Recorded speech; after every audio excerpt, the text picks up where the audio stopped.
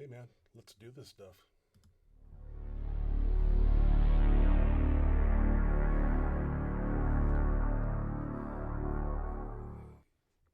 And welcome to Benchmonster TV. I am the Benchmonster.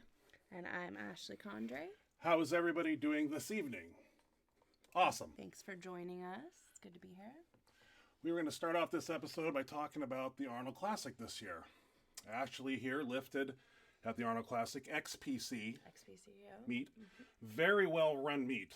Dan Dag did an excellent job. I was very impressed. I've never been to an XPC contest before, and I was very impressed. So, what was your overall experience at the Arnold this year? Oh man, it was a blast. I was really anxious and nervous and didn't know what to expect. But I had an absolute blast. I met some cool people. I got to lift with some cool people. I got to just have a really good time. I just had a lot of fun. Were you nervous going out there for the first time? Oh God, yes. I was especially because for during the squat, I was warming up, and I always start really early, and I usually time it perfect. I have it down, but and I started early at this meet, but just there was more people, and somehow I got behind in my warm up, and I hadn't even started wrapping up yet. I had about 3 or 4 more warm-up sets I wanted to do. Right. I was going to do one more with sleeves and then put the wraps on. And suddenly they're announcing 5 minutes till the first lifter. And I was one of the first lifters. And I was like, oh my God. So I had to kind of rework my plan real quick. I wrapped up on the next one, jumped up a little bigger than I normally would. And so that made me really nervous. Because I was like, okay, my whole warm-up process just got messed up. Oh my gosh. Yeah, it's sometimes it's stressful. So sometimes things don't always work out as planned when you're going to a meet and you're warming up. And you don't pay attention to the flight details, and next thing you know, you got to rush things a little bit. So it's not perfect every time you go out there. I was the first person to start. I grabbed my rack like I do really early, and it was going really good. But just so many people just kind of start jumping in, and they ran the meet very fast. It wasn't it wasn't ran slow. I mean, they had a lot of lifters to get through. And it was a long day, and a 3-lift meet usually is a long day. So. But they kept it running smoothly. So we have a few of your videos of your lifts. Yeah. So I'd like to see if we can play those on here first. You want to start with, I don't have your bench press. Yeah, no, we don't need to show my bench press. Don't want to show the bench press, no, okay. That hasn't been going so Hasn't been going well. Shoulder issues. Well, I guess the first lift of the day is the squat in a 3-lift contest. So let's see what the squat looks like here. And do we have it? We have one of them. I don't think I wasn't. For some, I can't remember why, but when I was trying to send my 3rd attempt, something wasn't working. So I think that this is my 2nd. Well, let me see if he even plays. Attempt. Well, we might be having technical difficulties. This is the first time that we've tried to play a video. Yeah. So it's apparently not going to play for you. Oh no! I'm sorry. None of the pictures and the videos aren't going to play. Well, we got some pictures, obviously. Will the pictures? Come up. Okay. But for some reason, I don't know. I don't know if your video is going to play at all. So. I'm sorry, people. We will make that happen at another time. Off to a great start here. Oh, I got an F for that, don't I? I didn't listen to nothing to write home about. Yeah, but the fact that you went out there and did it and squatted. I watched the video, and you squat with a very narrow stance. I did. I'm trying to white it out. And Wes McCormick told me that I need to switch my shoes. So I've been what type of back shoes? To Chuck's. Well, you wear He did not like the shoes that I was wearing.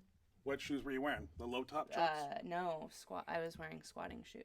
Actual squatting shoes. Oh, the actual squat shoes. He's like, we need to have a chat about your shoe choice and your super narrow stance. Right. So when we went back to West Side, we chatted about those things and widened my stance out a little bit. Well, I'm upset that I don't have your squat That's video. a bummer. Yeah, that's a bummer. But I'm sure I got pictures that'll pop up here. Do you think the pictures? Yeah, well, if the I think the videos pictures won't will play, work. do you think the pictures will? Yeah, absolutely. Well, you mentioned Wes McCormick, and you met him. Yeah, right there in front of the infamous record board at West Side. Yeah. There's some amazingly strong people written up on that board. Very strong man himself. Yes, I mean, super strong guy. He was so what's fun he got to there? hang out A with. 955 squat at 165. That guy's an animal, man. So strong. Super cool dude too. He was very fun to hang out with. And he told you to get the high top chucks or the low top chucks? I just said chucks. Chucks in general. Which I wear for bench and deadlift, but I had switched over to squat shoes for the last year or two for squat. So I use chucks for everything else. Yeah, but.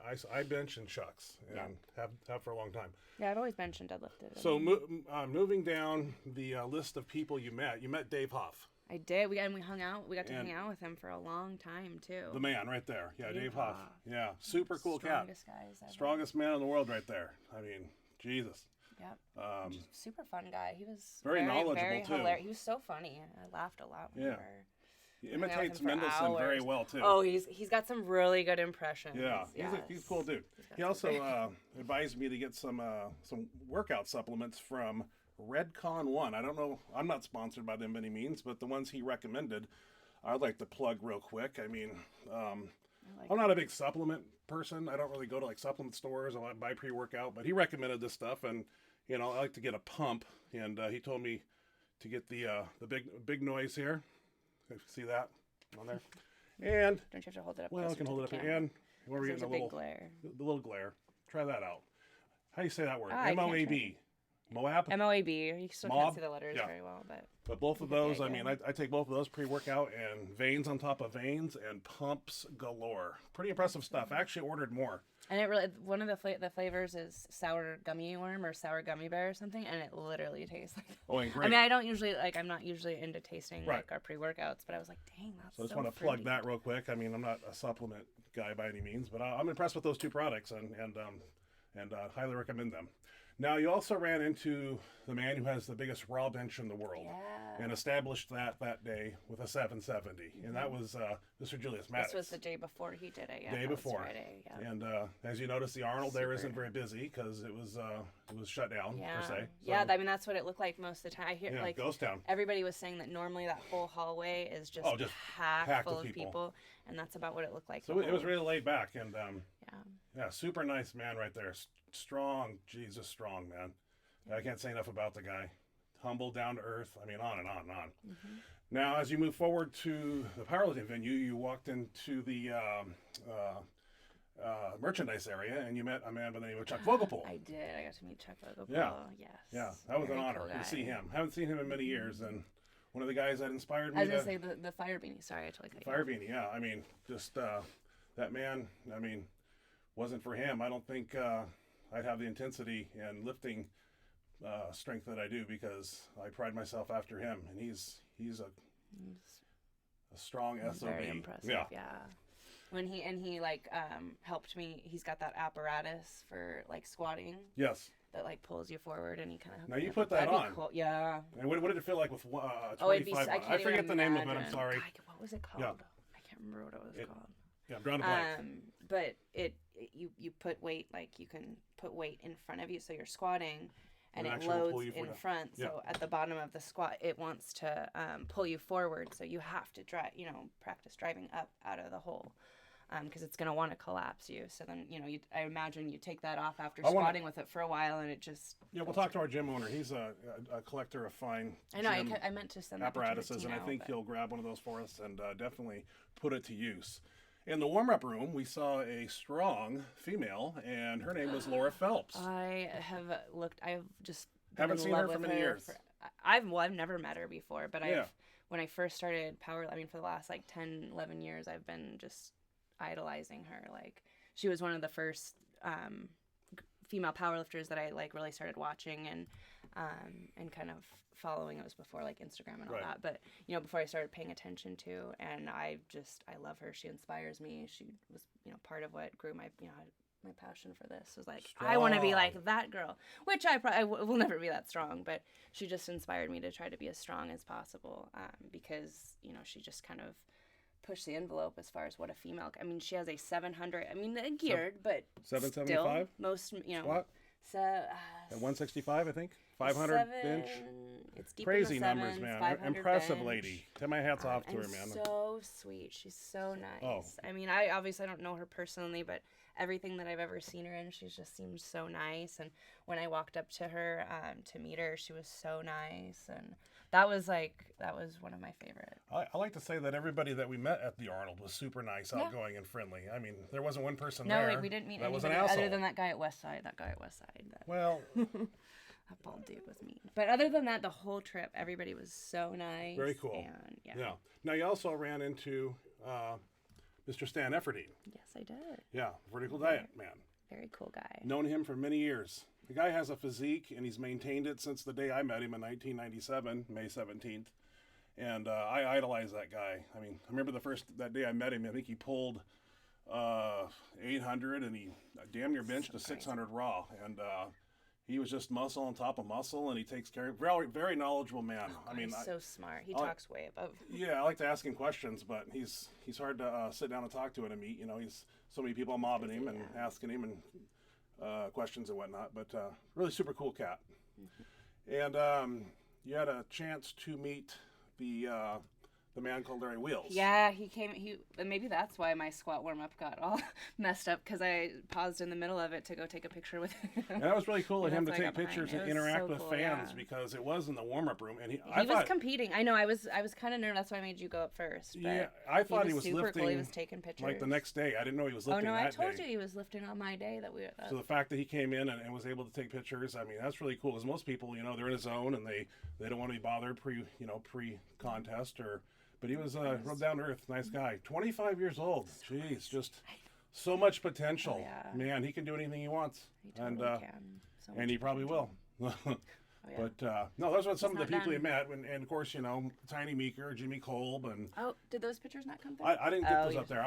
I'm really disappointed by the videos. I wanted to post your videos, but hey, we'll get that next time. Hey, bumps in the road and kinks in the armor here, so bear with me, and hopefully the audio's coming through pretty good also. And I got to get some sound deadening material in here because we're getting a little reverb echo thing, and I'm going to try to correct that. Hey, one day at a time, you know.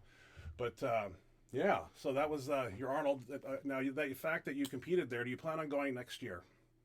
And how does that work? Do you have to requalify? I don't know. Yeah, I would assume that I would have to get another qualifying total. I would like to. We'll see. You know, we'll see what happens and see when things start to open. You know, because I'll have to be able to do another meet in order to to qualify to it. So we'll have to see. But I'm definitely thinking about it. Definitely. Yeah. I mean, it was such a fun trip. Shout out to Nathan Brandhorst. He was he was the one that talked me into it. I didn't know whether I should do it or not, because even like a few months, it was getting down to the wire where I needed to commit, or decide not to go, because I'd been battling a back injury for like a year that just wasn't healing. And I was like, okay, well, should I sign up, when right now I can only, I can barely do anything. And so I was like debating. And I remember the Friday after Thanksgiving, Nate and I talked about it, and he just totally convinced me to do it. And that very next day, it's like, I'm just going for it. Right. I'm glad you did, because I'm so glad he talked me into it, because I don't know what I would have ended up deciding. I was shuffling it around myself. I really wanted to go back up there. You weren't convinced. I kept asking you, and you're like, well, do what you want to do. I mean, that's kind of, Yeah. I just needed somebody to say, yes, do it. Yeah, and you did. And I did, and he did, and I did, and I'm so glad I did. So. And you took first place, I believe, in your 132 open, or... It's a little easier to do when you're the only one in the 130. Yeah. Oh, that's right. You're the only one in your class, so you won. Yeah. Awesome. Yeah. Okay, it's a little easier to do when there's nobody. So what's next down the road here? I mean, as gyms open up and life gets back on its feet here with this crisis we're under here, what's your plans this year? I don't know. It's hard to predict what you can do. I can't even predict, because will we be able to do one in June? Is it going to be pushed? No. So I don't even know what to plan. Yeah, it's hard to plan for anything. Just training right now. I want to gain a little bit of weight, because I think I can be a little. And what's your body weight right now? About 130. And when you say been dropping a little bit below that. Gain weight. What do you want to gain? Like 5-6 pounds? I think it'd be a little strong. Yeah, like closer to one. Yeah, somewhere. Well, you've been there before, and you've moved way stronger. Way stronger. Way stronger. It's funny how you put on a few pounds of body weight, and all your lifts go up. Weight moves weight. That's a thing. Yeah. So. For sure. So that's. I guess that's the only thing that I've got planned, is just training and trying to gain a little bit of weight. And yeah, right now there's nothing in the crosshairs really, because you just never know. I mean, a lot of people are planning. We had the Emerald Cup was supposed to be in April out here. That didn't happen. It wasn't. It's this weekend that the U.S. Open was supposed to be, wasn't it? U.S. Open was supposed to be last Saturday. Yeah. Or was it last Saturday? God, that got canceled. Perception of time. Yeah, so things are rough, but I hope things resume soon, and we're able to get back to normal and whatever that may be. So. But, let's take a few minutes here, because I don't want to sit on here for a long time and answer questions like we did last time. Yeah. But John Smith seems to be right off the bat here with a question here. What's your take on Gene Richlack? My take on him, rest in peace, he passed away, health conditions. he was one of the guys, you know, who was first to do 900 and first to do 1,000. And he wore the Inzer Phenom shirt and wore it in a style that was much different than I've ever seen. I mean, you know, had the shirt pulled down, way down his arms, and he had those tricep support lines that were just engraved on the back of the middle of his tricep. And one of the things that he gave me advice was to do static holds in the rack. And at the time, you know, I was doing it with 900 pounds. This was 2004, back in the day. And I tried that for a while, and if you do it before your workout and try to hold 900 in a static hold, the rest of your workout would suck. And I would try to do the rest of my workout, it sucked. So the next time I came in, I would do my max effort workout, then try to go over and do static holds with that weight, then I couldn't hold it. So I kind of flipped the coin and said, okay, static hold, how can I handle weight, but yet I want to move it? So, and I think Tiny did a lot of these, is the reverse band press at various pin levels, boards in the shirt, and that way I was able to hold. In fact, that's how I first did 1,000 pounds, was in a reverse band press with, I think it was the blue large bands hanging from 7-foot power rack and 1,000 pounds in the bar. And I did it in my denim shirt at the time, and I did it to a board, and I started moving and handling heavier weight that way. So, what else we got going on here? Hi, Ryan. What were the movements? What were movements you focused on earlier in your career to build a foundation for the bench press? Be honest with you, it was a lot of benching and a lot of decline. You benched every day, didn't you, for a while? Well, I don't want to talk about that. Okay. That's when I was like 17, didn't know any better. But what really developed me was, you know, repetitions on the bench, repetitions on the decline, incline, dumbbells. I mean, when you're building a foundation, I mean, this was before Westside now. And, you know, I was flipping through Ironman magazine and Powerlifting USA magazine trying to find workouts to do. And I just did a lot of volume and sometimes 5-hour workouts. I remember typical Saturdays. I don't do these anymore, but you know, we show up at 11 o'clock and it'd be typical to start with 14 people. And then by the time 5 o'clock came around, there was 2 or 3 of us left and we go to the buffet. So, I mean, it was typical just to, and the workout consisted of flat bench, rack lockouts, a decline, incline, tricep accessory work. And it was just a long, rigorous roll, you know, type of workout. I don't know. I think it benefited and it definitely established a foundation for myself. And I credit that, you know, bodybuilding training, basically a lot of volume, handling heavy weights and handling them often. So what's this, Ryan? What is your wrist measurement, and are large wrists an indicator of a good bench Well, I don't think you have a choice. I mean, if you bench and handle heavy weight, your bones and everything are going to adapt to that and they're going to grow. So I never really measured my wrist. I know I can't wear a normal watch. I wanted to buy a Movado one time, and that was supposed to be my birthday present, but I never got it. Actually, I wanted 2 for both hands. Ching, ching. Tell them how much they cost. They're $1,000. They're a G. But and now having to get, well, it's hard to get it over I got you an iWatch. That's good enough, or whatever it's called. Apple Watch, yeah. Apple Watch. I don't know, 11-inch wrist. I've never measured my wrist per se, but you know, they will grow regardless, and you start putting crazy weights in your hand and hold them. And so does this whatever muscle this is in between my thumb and pointer finger. That's it's got a name, but it's abnormally, but it's from gripping that bar and letting that bar. I mean, everything's gonna adapt and grow when you start playing with crazy weights. So, what's the other question? Wes just tore his lat. Yeah, I talked to him a few days ago, and I was advising him to invest in some peptides for healing properties. And he mentioned an interesting thing about saline solution, putting it into the torn muscle. I've heard people doing this. I'm not a doctor by any means, but I'd be curious to see if anybody had any feedback on how that works, injecting saline into a torn muscle. Don't know much about it. Just he mentioned it, and I couldn't advise on it. I mean, I'm a peptide guy, and peptides are great for healing, and that's what I recommended to him. So, where were we at? Oh, here we go. Asani says that it stands for Mother of All Bombs. That's what it stands for. Is that really what it is? Mother of All Bombs. Cool. If that's what it means, it. Yeah, he's right. No, Mother of All Builders. Builders. Close. Hey, they like bombs. So. But John Smith, what's up with Cara Bohegan? Did you guys date for long? Let's see. Got to go back in time. 2005 to 2000.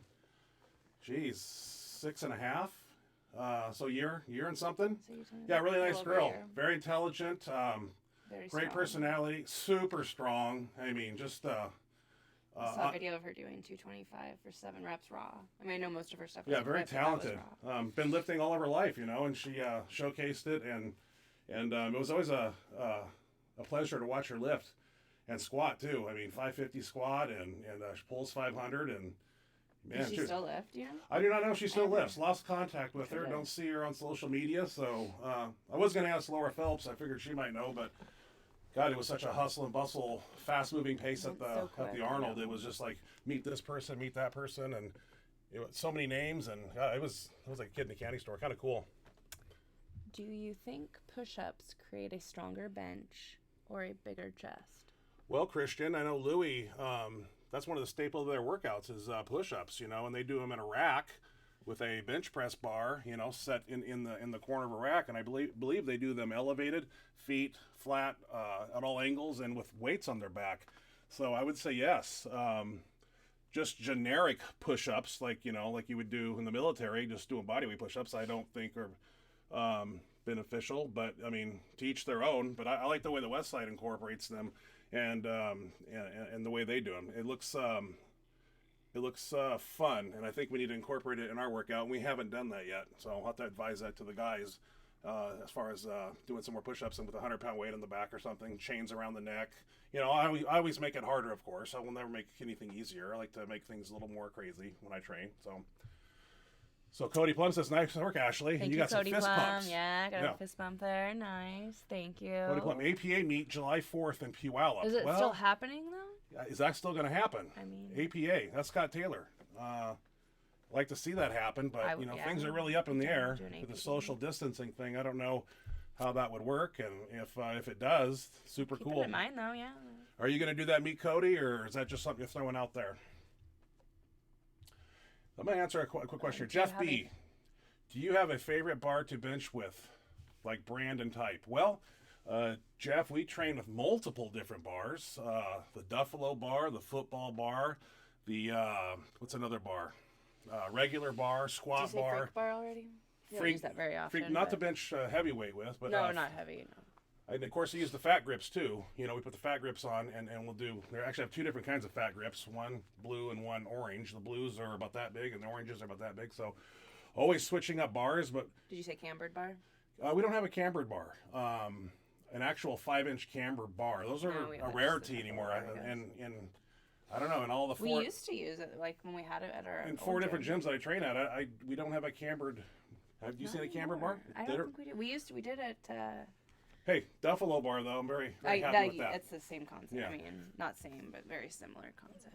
Last time I used one was at UGF back in the day, and that's one hell of a stretch, a 5-inch camber for a guy like me. I'm not too I love it. flexible. Then you do like to your chest, and it feels like a 2-board. Well, I was doing speed work with the actual cambered bar, 5-inch camber, and I would put a 25-pound plate on my chest, so I was going down about 3+ inches, and that's one hell of a bench stroke when you train with that. I think we need to invest in one myself. And like I said, at Westside they had a bamboo bar that had a camber in it, which was really cool. Somebody had invented a camber in the bamboo bar. That was kind of cool. So let's see. Let's see here. Do you have a favorite? No, I'm a BR0078. I will answer his question. Okay. So what does it say? Have you ever handled weights raw on boards above the world record, like 800? I am not going to lie to you. One time I was feeling froggy in the gym, and I put 800 on the bar, and I tried to do a 4-board raw with it, and I missed it. At that time, though, the raw record was like 710 or 15. Mendelson had it. So I've done 745 off a 2-board. But 800 would be a cool board press to do. And I remember when I was strong at the time, but it was just one of those things, or maybe it was a 3-board. I can't remember, but it was 800 pounds, and I remember I missed it, and I was like, God, if I could do 800 raw off a board, it'd be kind of cool. But hey, I didn't have it that day, so be it. What's John Smith there? Tell us the story about the first 800 bench meet. You smoked every lift. My first 800 bench meet where I got the lift August 2002. You gotta understand, remember I went down to Houston a week prior, And Anthony Clark's brother was there, and I tried to do it down there, did a 755, missed 800 3 times. So flew home, tail between my legs, and just went back in my cave. And like I said, Gus Rethwich called me up and says, you need to come to Portland next week. And I said, well, Gus, I just did a meet, I won't have anything next week. And he goes, oh, I'm going to call your numbers for you. So he called my numbers for me. And I remember in the warm-up room, Bill Gillespie was there. And I'm sure everybody knows his name. He was there. He was competing, I think. But I remember warming up, and Gus had called my numbers, and my opening bench was 683. And I remember I did a 585 in the warm-up room, and it went up like crap. And usually, when I'm warming up, it's kind of like sets precedence for the next lifts. And I remember I brought it down, I put it up, and I'm like, I'm done. I was done. And I'm opening 683, and I'm like, I barely can do 585 back here. But, I flipped that switch and went out there, and 683 went up. Yay. And then 738, I think he called me. And then 783, I don't know, that was a little pit stop before 800.1. And then a lot of adrenaline going for the 800 when I went out for that. It was the fourth attempt, and it was either get it or try it another day. And brought it down.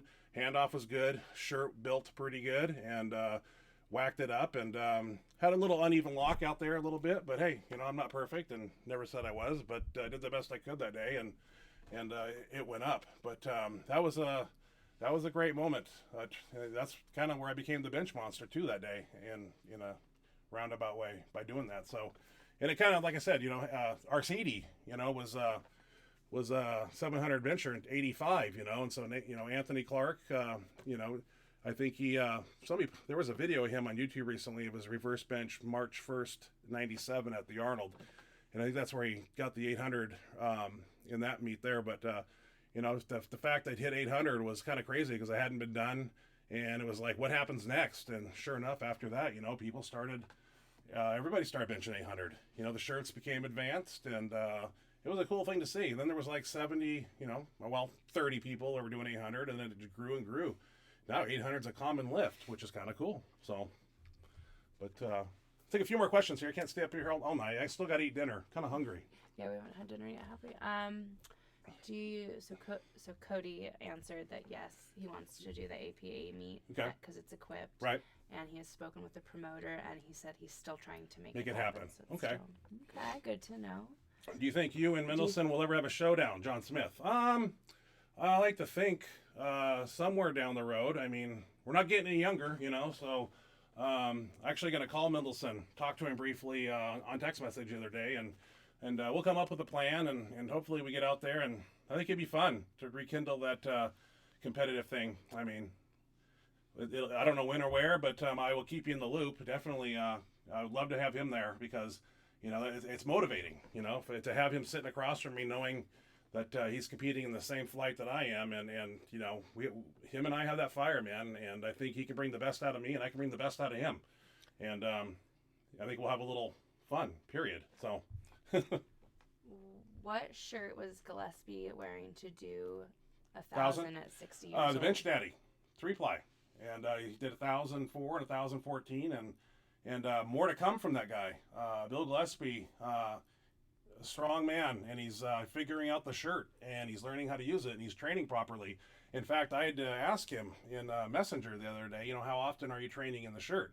And he said 2 times a month, and I was just getting some advice from him because I only train 1 time in the shirt a month at this time, and I am start doing more shirt work, handling that 1,000 pounds more often than just once a month. And reacclimating the body into handling that 1,000 pounds time under tension, and that's how I did it back in the day, and that's how I'm gonna do it again. So, and like I said, I got many awesome shirts coming, and that I have now, and I think the best things are to come here in the future. I'm not gonna sit here and say, oh, I'm gonna do 1,100. No, just one thing at a time. We'll see what the body can handle. And like I said, ladies and gentlemen, I'm not going up to 350 pounds anymore. It's not a very healthy body weight to be at. So I'm going to try to maintain a 308 class and stay there. I feel comfortable there, and see what I can do there. I mean, hey, I did a 1075 at 308, and who's to say it can't be done again? But just everything has to be right, the optimal training, and atmosphere, and we'll see how it goes. Favorite / most beneficial upper back and lat movements in your opinion, which kind of coincides with the next question, which is what are best back exercises for the bench? I train back like a bodybuilder. I do a lot of face pulls. I do a lot of rear delt work, inverse fly machine,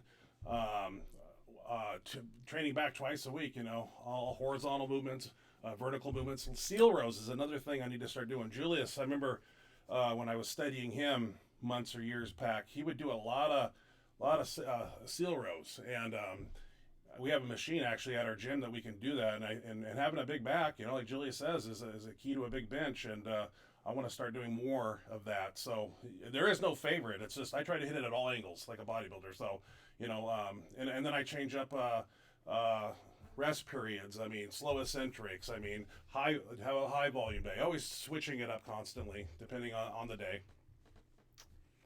So your last question. Craft. Todd, how you doing, Todd? So at least it's the last one so far. Yeah. Remember the exhibition lifts you did in Portland where you banged out a raw bench of 600 for a double after only resting a minute after repping 500? People still talk about that here. Yeah, Todd set that up. It was a bodybuilding show there, and during the, I don't know what you call it, halftime or pre-judging, night judging, they had me out there, and I think I was just supposed to do 500 for reps. But when, God, I was feeling it that day. I remember a week prior in the gym, I tripled 600, and he's like, oh, Todd said, just come down and do 500 for reps. Well, the crowd and it just, when it's all put together, I mean, that kind of all went out the window. I think I did 8 reps with 8 reps of 500, and I paused the last one, and they were like speed reps. Todd, you remember that? There's a video of that somewhere. Then I was like, that's just not enough, and I think we had an AC/DC song, and I was like, let's try 600. And we were supposed to do it for 1 rep, but the guy that handed off for me, God, he just set me out in that sweet spot, and I just took it down 1 and 2, and looked like I just walked off the street in a sleeveless shirt and jean shorts. I don't wear jean shorts anymore. I don't think anybody wears those anymore. Don't ask me what I was doing in jean shorts. You used to wear like those brown sandals too? Not anymore. No. That was like 10 years ago. That was 2000, man. That was khakis and the brown sandals. 20 years ago. Jeez, man. Seems like yesterday, but it's not. That's crazy. Wow. And then this guy, it's not really a question, but you can repeat. Did I miss the Mark Henry story? No, we'll tell that another time. That was just whatever, I mean, it had a lot of build up. We'll talk about that another day. Tell that story. Yeah, there's a lot that goes into it. Start that next time. Yeah. T. Did you ever?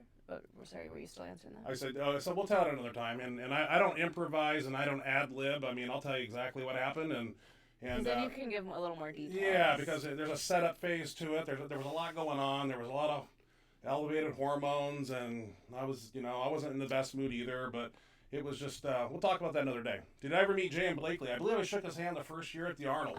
Real soft-spoken guy.